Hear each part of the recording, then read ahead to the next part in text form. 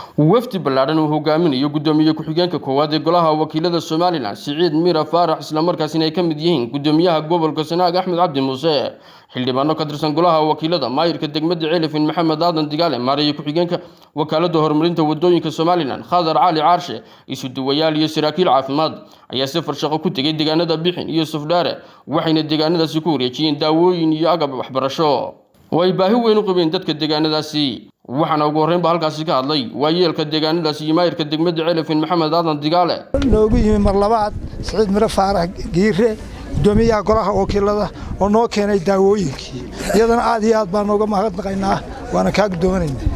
intii ay hawshan u furayd waxaan naga daboolay baahi fara badan oo nahaysay dadkii aanu qaadi jiray daawooyinkii aanu meel kale u doonan jiray aad iyo aad wixii naga taweenaada mooyaane aad iyo aad bay noogu daboolay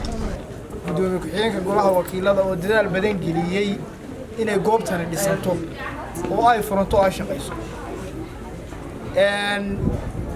innaga haddaynu nahay reer Celif weyn ama tiin deegaanka Bixinba waxa la idinka rabaa sidii aad u ilaashan lahaydeen goobtan uguna dadaali lahaydeen inay shaqeyso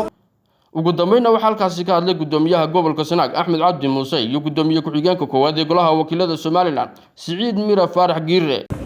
waa ka mahadnaqaynaa reer Bixin wixii loo qabtay barayse iyo dambaysaba si gaar ah gudoomiye ku-xigeenka baarlamaanka dadaalka badan uu geliyay xaruntan caafimaad iyo dhammaan wax qabad badan oo insha Allah bismillaahi kariim soo socdaba madana gudoomiye waa kaaga mahadnaqaynaa waxaan sidoo kale aad ugu mahadnaqaynaa wafdida kamid ah xildhibaan Cumar Jaamac Faarax oo isaguna kamid ah xildhibaanadii degmadana ka doorateen insha Allah bismillaahi kariim wax qabad ballaaran soo keenay iminkana xildhibaanka ama gudoomiyaha la macaho miciisa ah la socday dhamaantii way soo dhaweynayna mar labaad iyo mar saddexaadba madana gudoomiye reer Bixin intan ay naga hayaan way nooga mahadnaqayaan in ka ballaaranna way naga sugayaan hadii Ilaahay idmo magaaladan Bixin oo magaalo runtii taariikh ugu leh waxaan hadda istiraadiin ragga qaar ku siyaadada campaign ku bartay anigu campaign ku jirin 10 sanadood ka hor baan shaqo ka qabtay Bixin 8 sanadood ka hor waan ka qabtay campaign ka markaan imina waxa ay muuqatay baahida MCH-ka waxaan la kulmay hooyooyin laga keenayo buuraha inaga xiga dhinaca galbeed oo qaar kood dabar lagu soo qaaday waxaan u ballan qaaday deegaanka haddaan codka ay siisaan hadeedaan siinba inaan ballan qaado inaan MCH ka dhiso Bixin wasalaamu alaykum ballanqaadka uu sidaas oo ahaa ilaahay baan bari ilaahayna wuu guuleeyay farxad bay ii tahay maanta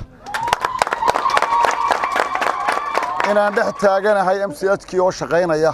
ordada aan ku kalsoonahay oo aqoon-yahan aqoontii leh oo deegaanka u dhashay gacanta ku hayaan oo lagu badbaadinayo hooyooyinkii ubadkeenii aad iyo aad bay farxad ugu tahay saaka waxaan sidaa intaas dawo intaas ah oo aanu jeebkayga bushaarkayga ka soo gaday wuxuun bay taraysaa runtii kuma filla baahida taala waxaan kaloo anagoo dadaalka shaqaalaha tixgelinaya wasiirka wasaaradda caafimaadka u ballan qaaday 5 qof oo shaqaalaha inuu guno bishan soo socota insha Allah ay u hirgelin doonto ومحمد سوتة تلفزيون قناة Soomaaliland Ceelif weyn